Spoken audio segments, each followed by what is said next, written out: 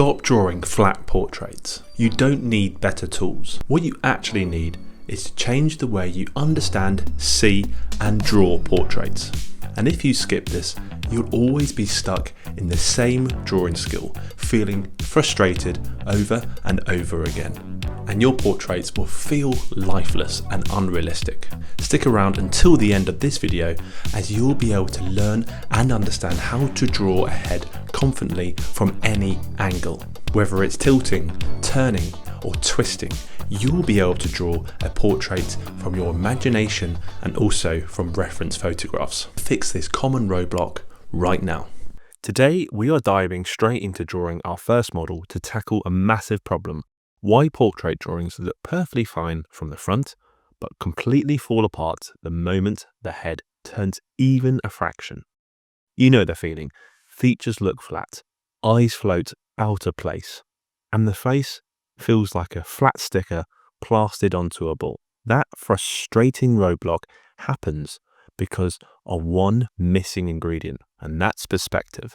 As we start mapping out this slight 3/4 view, remember that you can absolutely use any medium you want for this tutorial, from a cheap ballpoint to even digital, but I recommend either a pen or a pencil. We just need to change how you see. Perspective is simply the rules of how objects appear to shrink, distort, and shift as they move away from your eyes. We won't dive into the heavy math or complex grid systems of formal perspective today, but if you want a deep dive into those foundational rules like 1, 2, or 3-point perspective, I have comprehensive perspective guides linked in the description below. Instead, we are looking at how perspective radically transforms portraiture from a flat outline into a 3-dimensional force. Mastering perspective in portraits is the single best way to make your art look believable, dynamic, and also alive. When I finally understood this, my own drawings skyrocketed almost overnight. It takes the guesswork out of where features belong, giving you an exact blueprint for the face, so you can draw with confidence. Look at how we begin drawing this first model, not with your eyes or lips, but with a series of parallel guidelines cutting across the space. Instead of tracing flat shapes, you must construct forms that carve into space. When a head turns, the horizontal lines of the face, the brow line, the nose line, the mouth line, are no longer perfectly level. They follow perspective lanes that tilt towards a distant vanishing point.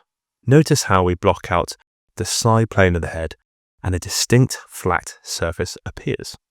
By establishing these tilted tracks, we instantly lock into the correct tilt of the features, ensuring the jaw wraps around, the brow casts a real shadow, and the far side of the face correctly compresses. As the features are sketched in, the eye furthest away from us is naturally drawn narrower than the closer one. This isn't a mistake. It's a perspective compression in action. The features on the far side are literally foreshortened because they are carving away from the viewer. The ultimate benefit here is total creative freedom. You can stop relying on perfect reference photos and gain the ability to draw the human head confidently from any angle. Now, let's step up the complexity with the second face, moving into a dramatic upshot perspective. When looking at the subject from below, the rules of perspective shift everything upward. Look at how the initial guidelines don't just tilt, they curve dramatically like lines on a globe. We are sketching the underplanes of the form, the bottom of the chin, the underside of the nose, and the fleshy planes beneath the brow suddenly become the dominant shapes. Like this video and smash that subscribe button so you don't miss out on any videos in the future. If you draw the nose flat, the illusion breaks instantly. Instead, watch how the nose is treated like a 3-dimensional wedge, projecting outwards, casting a shadow that anchors into the face. The features compress closer together towards the top of the head, whilst the jaw and neck expand towards the viewer. Always anchor your skull before you even think about detailing a feature. Think of the head as a rigid three-dimensional block or sphere rather than a soft, flat oval.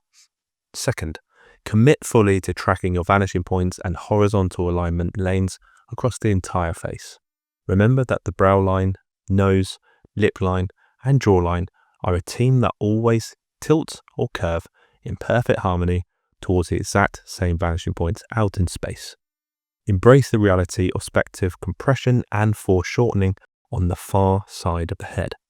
When a model turns away from you, the features furthest away from your eyes must physically compress and narrow because they are wrapping around a curving surface. Prioritize your underplanes and overplanes whenever you are tackling dramatic high or low camera angles. Finally, let's look at our third model to master pure profile view. This is essentially a one-point perspective portrait drawing. And this perspective challenges you in an entirely different way. In a straight side profile, you lose the depth of the far side of the face, meaning your perspective lines converge sharply into the distance behind the head.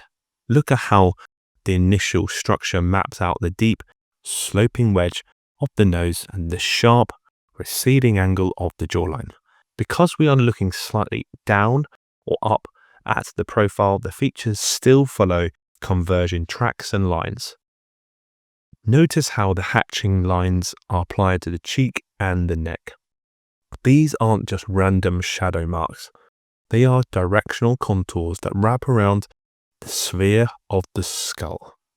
It makes for more realistic drawings of your portraits.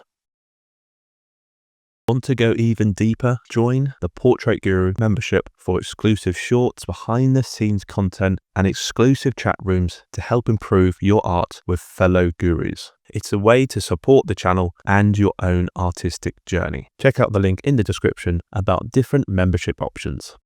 By curving your shading lines to match the perspective of the surface, you instantly tell the viewer's brain exactly how the form bends in space.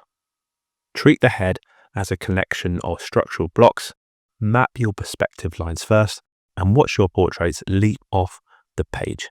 Use your tonal shading lines and directional hatching as contour maps that physically wrap around the form.